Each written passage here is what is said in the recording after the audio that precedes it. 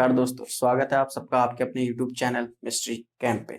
ठीक है, तो आज हम जिस टॉपिक की बात करने वाले हैं वो है haemocyanin, a most important topic of bio inorganic chemistry, जिसका वेटेज अप्रोक्सीमेटली हर एक कंपटीशन एग्जाम, चाहे वो IIT एग्जाम हो, चाहे वो CSR नेट हो, चाहे वो गेट हो, या कोई भी DU BHU या HCU कोई भी एग्जाम हो, उसमें इसका हर पेपर में इसका एक कोई ना कोई क्वेश्चन मिलेगा ही मिलेगा। तो आज हम बात करेंगे उसी के एक इनर टॉपिक के अंदर जिसका नाम है हेमोसाइनिन। ठीक है, तो बात करते हैं इसमें सबसे पहले कौन सा मेटल यूज होता है। मेटल यूज्ड, तो इसमें जो हमारा मेटल यूज्ड होता है वो होता है कॉपर मेटल। ठीक है, तो हेमोसाइनिन में फर्स्ट क्वेश्चन हमारा जो बनता है वो यही आएगा कि which metal is used in haemocyanin. ठीक है, तो जो हेमोसाइनिन है उसके अंदर जो मेटल यूज्ड होता है वो होता है कॉपर मेटल, इसमें प्रेजेंट होता है। ठीक है, नेक्स्ट बात करते हैं इसके फंक्शन की। तो इसका जो फंक्शन है वो है ऑक्सीजन ट्रांसपोर्ट का। The function of haemocyanin is oxygen transport. Function of haemocyanin is oxygen transport का फंक्शन होता है। चलिए अब इसके स्ट्रक्चर के माध्यम से इसको थोड़ा और ब्रीफली इसको समझते हैं। ठीक है, तो जो ऑक्सीजन जो हेमोसाइनिन है उसको दो फॉर्म में बेसिकली प्रेजेंट होता है। One is our deoxy form and next one is our oxy form. या यूं कहें तो पहले हेमोसाइनिन जो है वो विदाउट ऑक्सीजन है और सेकंड फॉर्म में वो ऑक्सीजन को बाइंड करके मींस ट्रांसपोर्ट करेगा। ठीक है, तो जो डीऑक्सी फॉर्म ऑफ हेमोसाइनिन है उसमें क्या है, copper metal present in first oxidation state, copper metal in +1 oxidation state में इसमें कॉपर मेटल रहती है। बाइंड विद हिस्टिडीन यूनिट्स, किसके साथ बाइंड रहती है, हिस्टिडीन यूनिट्स के साथ ये बाइंड रहती है। अब कॉपर इसमें अगर +1 में है तो इसका मतलब इसका कन्फिग्रेशन कितना होगा, D10। कॉपर का अगर +1 मतलब कॉपर का जो इलेक्ट्रॉनिक कन्फिग्रेशन वो होता है वो कितना होता है 3D9 4s2, या मैं कहूं 3D10 4s1। This is electronic stable electronic configuration of copper. तो अगर कॉपर अपना एक इलेक्ट्रॉन लूज करेगा तो क्या बना देगा 3D10, और 3D10 जैसे वो आएगा तो इसका जो इलेक्ट्रॉनिक कन्फिग्रेशन है वो फुल है।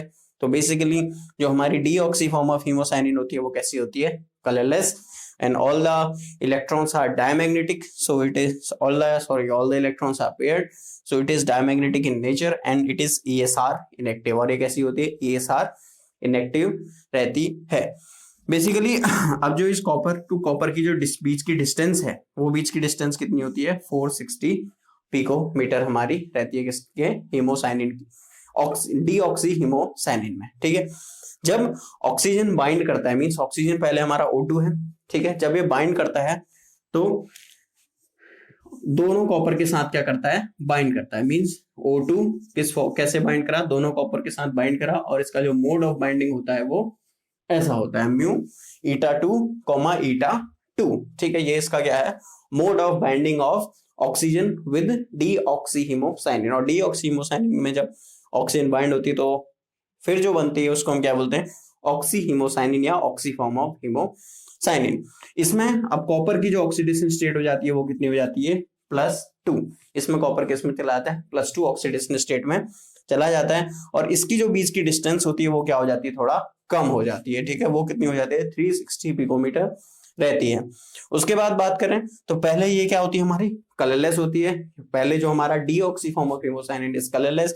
After that because of ligand to metal charge transfer, ligand is our oxygen peroxide, it is in a peroxide form। जब ऑक्सीजन अपनी peroxide form मींस ligand जब चार्ज ट्रांसफर करता है कॉपर मेटल को तो उसकी वजह से क्या होता है, ट्रांजिशंस होते हैं, और उस ट्रांजिशन की वजह से कौन सा कलर आता है, ब्लू कलर फॉर्म होता है।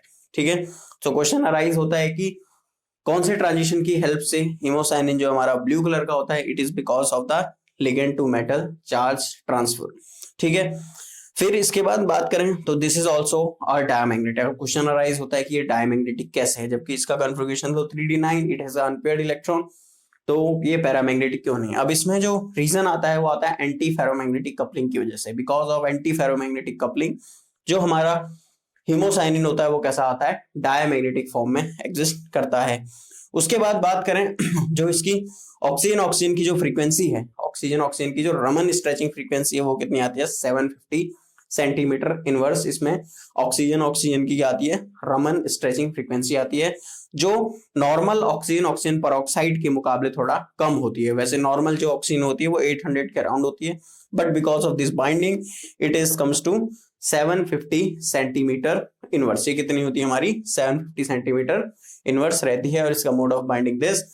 तो अब अगर हम इसमें थोड़ा सा पॉसिबल क्वेश्चंस की बात कर रहे हैं, तो पॉसिबल क्वेश्चंस किस प्रकार से पूछ सकता है, तो पूछ सकता है कि मेटल ऑक्सी फॉर्म में किस फॉर्म में प्रेजेंट रहता है, means the oxy form of haemocyanin में जो कॉपर मेटल है वो किस फॉर्म में एग्जिस्ट करता है, तो it is forms in Cu+2 oxygen state में रहता है। कौन सा कलर होता है, ब्लू कलर का होता है, डायमैग्नेटिक।